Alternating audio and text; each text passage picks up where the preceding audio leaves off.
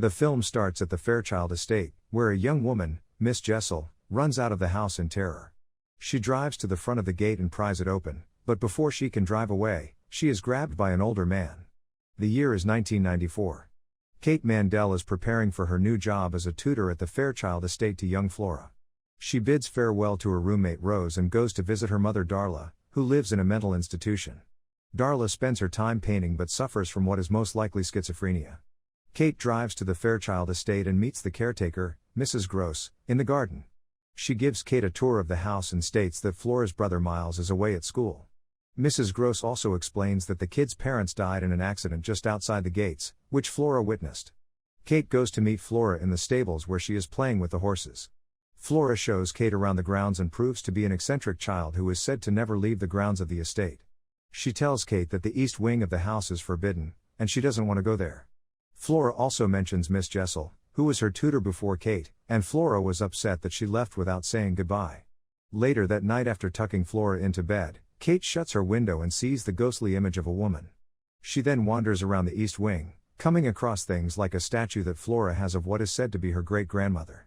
When Kate isn't looking, the statue moves its head toward her. After several other spooky occurrences, Kate meets Miles, who has come home from school. He comes off as snobbish toward her. In the morning, Kate finds an old diary that belonged to Miss Jessel. She had documented her time with Flora but also expressed concern for Miles hanging around Peter Quint, the former writing instructor. She joins the kids and Mrs. Gross for breakfast, where Miles apologizes for possibly scaring Kate. When Miles tries to leave and Kate suggests he take his plate to the kitchen, he makes a snide remark about it not being his job, but Mrs. Gross is more than happy to do it as she feels that she knows her place and that Kate should know hers when dealing with people who come from wealth. They then get a phone call from Miles's school to inform them that Miles has been expelled for violently attacking another student, but Mrs. Gross seems to disregard this. Kate begins tutoring Flora and asks her about Miles, whom she says is the best. Kate tries to build a better relationship with Miles, but he is too reserved and standoffish. At night, while Kate talks to Rose on the phone, she looks outside the window and thinks she sees one of the kids drowning in the pool.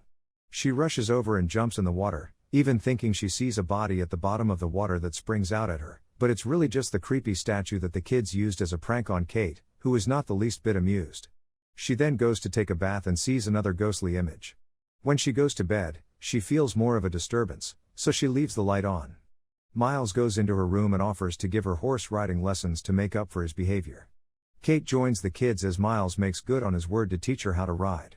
They then walk together by the koi pond where a bird is eating one of the fish. Miles stomps on its head to put it out of its misery. The next day, Kate appears disheveled after sleeping poorly due to the continued hauntings. She suggests to Mrs. Gross and the kids that she take them out into town since it's Saturday, despite the rule about Flora never leaving the grounds. Kate manages to convince them to go, but before they can even reach the gates, Flora freaks out and starts crying, forcing Kate to stop the car so Flora can run out. Miles then menacingly tells Kate he knows what she's afraid of. He also reasserts his dislike of her, which makes Kate call Rose and express her doubts in herself over the job. She later goes to find Flora and apologizes for not listening to her earlier, and the girl forgives her.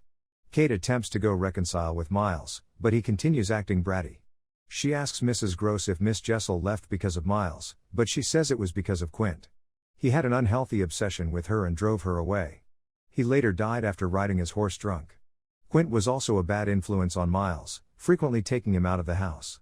Kate later reads more of Miss Jessel's diary and reads the disturbing entries on Quint, even finding pictures he took of her while she slept. During a lesson, the kids ask Kate to play flashlight tag with them. As she goes looking for them, she ends up in the basement where Miss Jessel's ghost finds her and gets her flashlight. Kate thinks this is another prank from Miles, but he is upstairs having a snack with Flora and Mrs. Gross. Kate receives artwork from Darla. She later talks to her on the phone, and Darla sounds delusional, claiming that they are trying to get her out before someone appears to approach her. Mrs. Gross comments that hopefully whatever Kate's mother has is not genetic. Later on, Kate is once again found by Miss Jessel's ghost. She leads her to the pond outside where her body is kept. Kate is also forced to see a horrifying vision of Quint raping Miss Jessel. She goes to tell Mrs. Gross about her discovery, but it seems as though she already knew everything and allowed Quint to die. His ghost then appears and pushes Mrs. Gross over the stair banister to her death.